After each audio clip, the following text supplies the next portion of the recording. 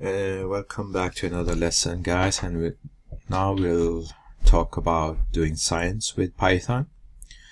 Python has a long tradition of use within the scientific and mathematical communities. As a result, many modules and packages have been created to meet the specialized needs of the communities. Before looking at the third-party options available, you should first consider the built-in support that Python offers. Python's native types offer much for scientific computing. In particular, the Python integer type, which is effectively unlimited size, makes it well suited for working with large volumes and long series calculations.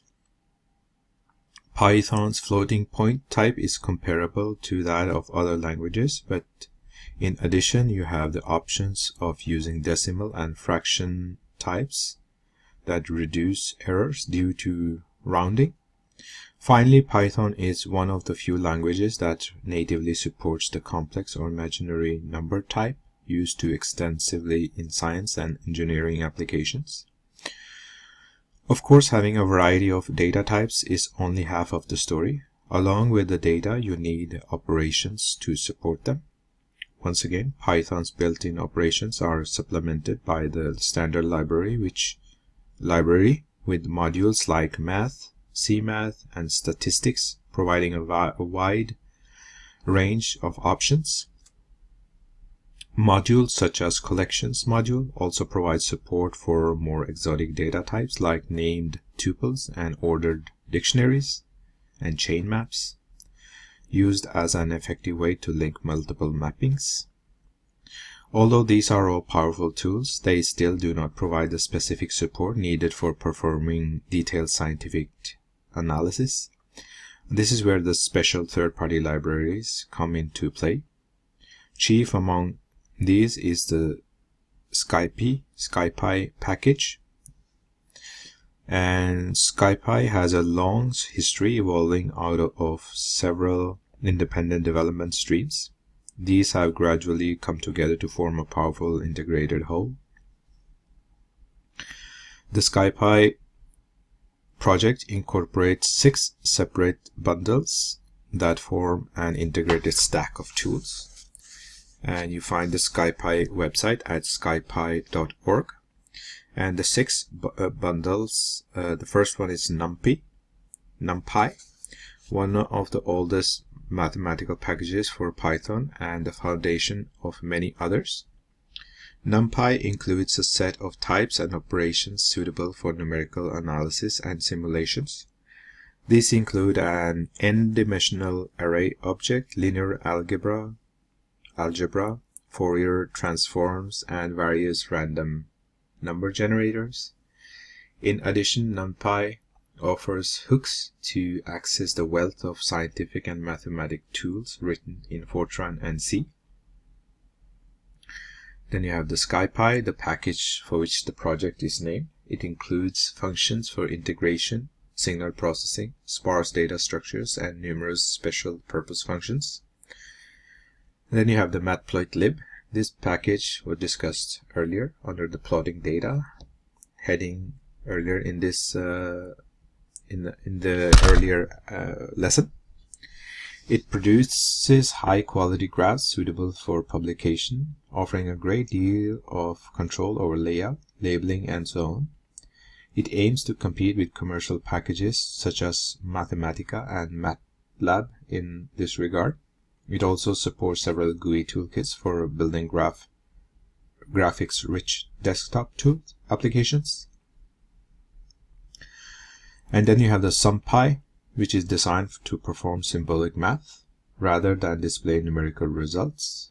It uses concepts like SQRT and 2 as a symbol within its answers. This would look strange to users without a math background, but to mathematicians it is a standard tool and has the advantage of not being subject to the rounding errors associated with traditional floating point representations.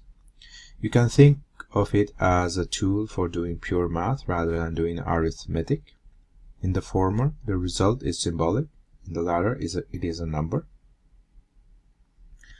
You can use it to solve integral and differential calculus problems, Bessel functions, eigenvalues, and more. SkypeI includes an interactive shell prompt at which you can enter your expressions, as well as a package you can import into your own applications. Then you have Pandas. This is a data analysis toolkit, and in section 3 we heard about RPy for interfacing with the R statistics analysis language. Pandas is a pure Python alternative to the R environment. At the time of this creation of this course, Pandas is less powerful than R in this regard, but it is a project that is growing with each release. In addition, it integrates with the other SkypeI packages better than the RPy solution. If you are purely interested in statistics, stick with RPy, but if you want a more integrated analysis workflow and are using other SkypeI elements, take a look at Pandas. And then we have the IronPython. This is not specifically aimed at scientific user. It's a powerful replacement for the standard Python interactive interpreter. It replaces the traditional prompt with the 3 arrow signs with in, square bracket n, and square bracket again, where the n is the number of the command. Output lines are preceded by out, and then n, where n matches the value of the corresponding in prompt. As well as understanding all of the usual Python language, IPython adds several new features. For example, there is a shortcut to the help function. It also enables you to run OS commands by prefixing them with an exclamation point. But IPython is much more than just an interactive prompt. It includes a notebook concept where whole sessions can be stored and retrieved. You can thus work on a notebook concept where the whole session. You can thus work on multiple projects and save the state of each when you are done. Then restore that state and continue with all history and so on intact. IPython also works with the other SkypeI bundles, including matplotlib and SumPy, and can display graphs and symbolic expressions. You can find examples of what the notebook can do along with full documentation on the IPython website at ipython.org. The combination of Matplotlib, SymPy, and IPython offers a powerful alternative to commercial packages such as MATLAB or Mathematica. Finally, several add-ons for SkypeI are included under the SkyKit banner. These cover areas such as aeronautical engineering, audio, image, and video processing, environmental science, and others. Another part of doing science with Python is doing bioscience with Python. One area of science that has come to the fore in recent years is bioscience, and particularly the analysis of DNA. The BioPython package has been developed to meet this need, and you can find it under the website biopython.org. The package includes support for reading and writing most of the standard files used in bioinformatics, as well as sequence class for analyzing DNA sequences. In addition to BioPython, some other modules are available, and you can find them using your preferred search engine. Before trying to reinvent the wheel, it is always wise to check whether somebody else has already done the work for you. Then you have the GIS module, which, with the explosion of the satellite navigation and mobile electronic mapping software, the field of geographical information systems, or GIS, has been an upsurge of interest. ArcGIS, which is found under arcgis.com, is a standardized set of tools for geoprocessing. Python's support for ArcGIS comes in the form of ArcPy. a package that has the goal of providing access to geoprocessing tools as well as additional functions, classes, and modules that enable you to create simple or complex workflows quickly and easily.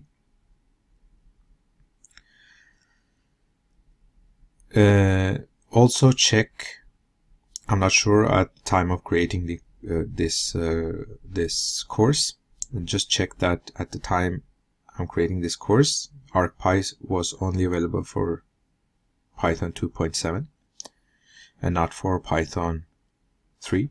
However, for GIS processing, ArcPy really is the best option currently available.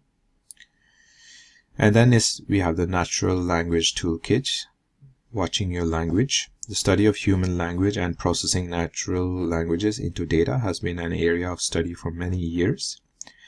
There have been rapid advances in recent years, and with increased computing power, natural language processing is starting to appear in mainstream projects. Python has the Natural Language Toolkit to support this area, and its home page is located at nltk.org. The toolkit provides access to several specialized tools and enables programmers to parse and tokenize text, analyze its structure, and categorize it. And you can find and install NLTK from SkypeI. So if you want to get it all, although all of the previously discussed packages are powerful tools, getting them installed into a standard Python distribution can be complex processing using the normal installation tools. Fortunately, you have alternatives in the shape of Anaconda and Thought Canopy. These are distributions of Python packaged up with all of the science tools you are likely to need. In addition to SkypeI and NLTK framework already discussed, Anaconda has more than 100 other specialist packages built in. The distribution is made available by Continuum Analytics, which also offers other packages on a commercial basis. Canopy is a very similar concept with a free basic version available as enhanced commercial offerings. Anaconda can be installed on Windows, Mac OS, or Linux and does not interfere with the existing installation of Python. Anaconda supports Python version 2.6 through 3.4 at the time of creating this course. The Anaconda homepage is located at store.continuum.io/c#/Anaconda or just Google it, Anaconda or Canopy.